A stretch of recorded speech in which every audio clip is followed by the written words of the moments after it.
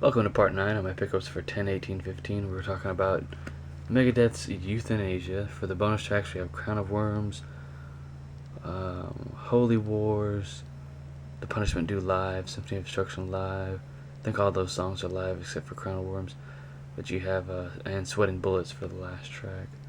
It has some dates on here. Actually, it has two different dates: 10/24/94, 10/31/94. And at the bottom here, 10/23/1996.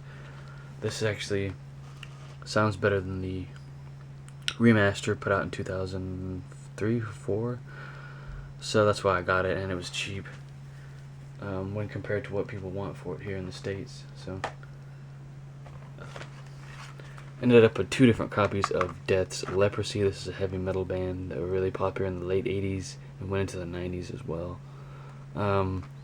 And then their singer and guitarist died. He was great. I think it was the singer or just the guitarist.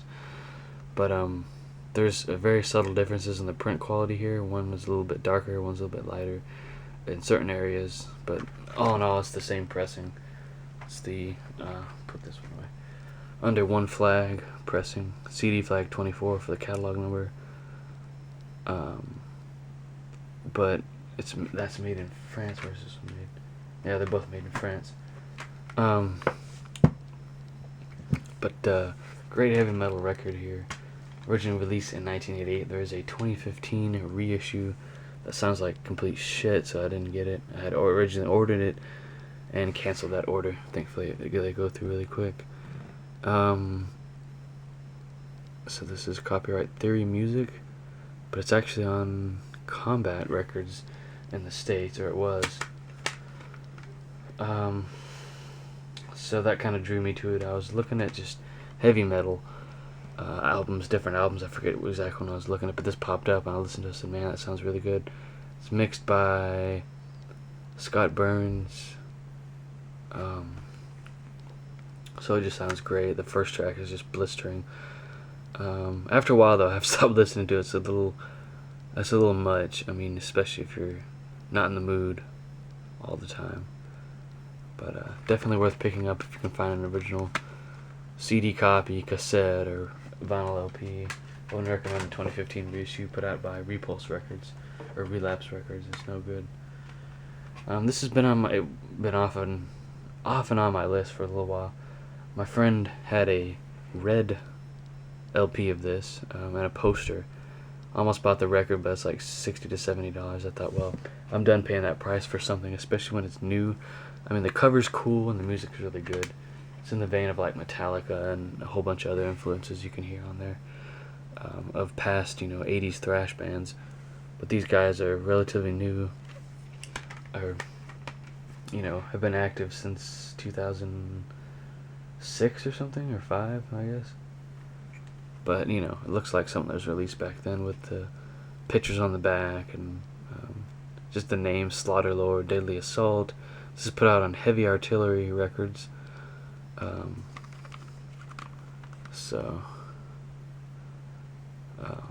guess that's a small label. These guys could actually go, with the big boys, the big record companies. But a lot of people don't want to do that, and I really don't blame them. But this is just an awesome cover here. It's really throwback to the 80s.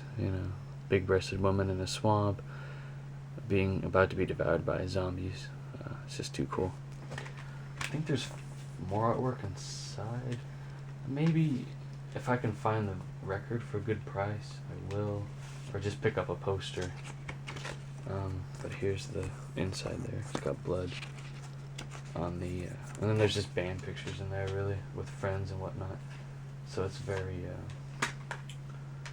great throwback to the old stuff. Another Merciless Death album. That one is called Evil in the Night, the one I just showed, but this is Realm of Terror.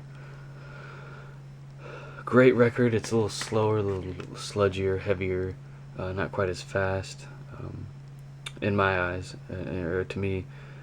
But you have songs like The Abyss, Realm of Terror. I just let these play through when I'm playing them, just to kind of get a feel for them again, because I haven't listened to them in quite a while. I have them in MP3 format, but I think right now you can still buy this brand new, maybe for a halfway decent price. But yeah, great CD though.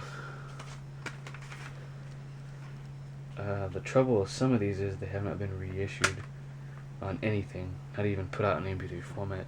So actually I had to resort to going to eBay for this one. Napalm's Cruel Tranquility. It's also on cassette and LP. This came from Germany. So you have like the title track. Once again, I'll let this one play through and shut it off when I'm done with it, really.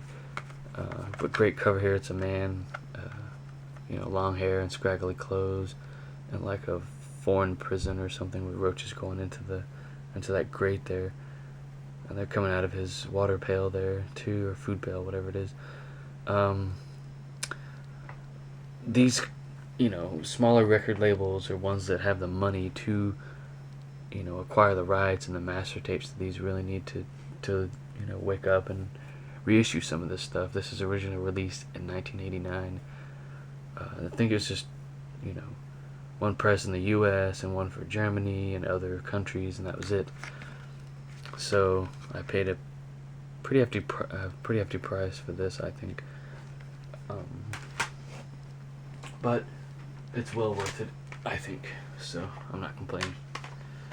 I don't know if I'll do that again. It was very costly to get all these.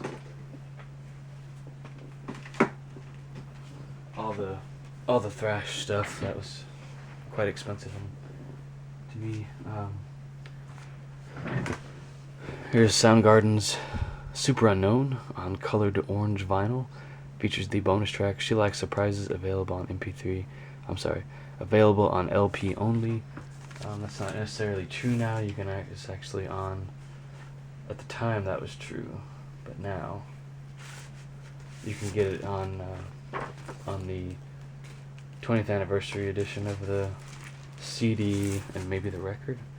But this is a promo version on orange translucent vinyl. Barely been played. It sounds amazing. No scratches, no ticks. Beautiful piece of history here. It's definitely on the expensive side, only because at the time when I bought this I was making quite a bit more than I am now, off and on, kind of. But got it for a really good deal. If you can find this for a really good deal, I recommend picking it up. Well, it's 2 discs, but there is a 20th anniversary edition on vinyl and CD with bonus tracks and stuff that's never been heard, stuff that's not even on here. I think this is the same as the CD almost. So there's that. It says here, lent for promotional use only. Unauthorized transfer is prohibited and void, subject to return upon demand by owner. Acceptance of this record consults agreement to the above. It says here also available on BASF Chrome tape, digital compact, cassette, and compact disc. BASF Chrome tape, does that mean it was on, on reel to reel? Huh, I didn't know they released them that late. Reel to reels in 1994, if that's what that means. But awesome album, one of their best in my opinion.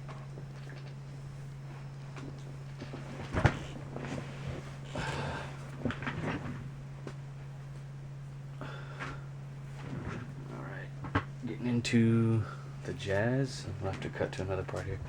Here's Louis Armstrong and Duke Ellington recording together for the first time on Roulette Records. Dynamic High Fidelity Birdland series. But this is a 200-gram Classic Records reissue on Quick's Super Vinyl Profile. Sorry, it's getting late. I'm having trouble talking. But this is Meet me in the next part.